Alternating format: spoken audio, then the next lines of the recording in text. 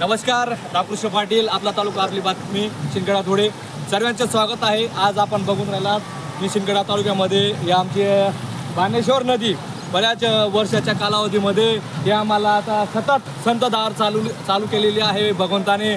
तर यावर्षी माझ्या शेतकरी राजा देखील सुकावलेला आहे आणि बऱ्याच दिवसापासून पाण्याची आमच्या या डाबली पूर्ण शिंदखेडा तालुका हा डाबली गाव खूप मोठा पाणी टंचाईचा सामना करत होता आणि त्या अनुषंगाने आज बाणेश्वर नदी आज पूर्ण प्रलयने वाहत आहे। खूप आनंदाचं वातावरण माझ्या या डाबली तालुका शिंदखेडा जिल्हा इथं आहे। तरी येणाऱ्या काळामध्ये जर आपण टप्प्याटप्प्याने या विधायकांनी जर काही पाणी सिंचनाचं कार्य केलं तर ते खूप शेतकऱ्यांसाठी उपयुक्त राहील। हजारो लाखोच्या क्युसेसमध्ये पाणी जात आहे, परंतु खूप गुजरातपर्यंत हे पाणी जात आहे।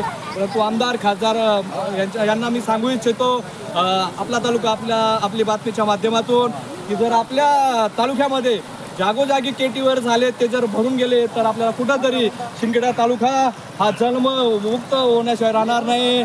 थांबतो। जय हिंद, जय महाराष्ट्र।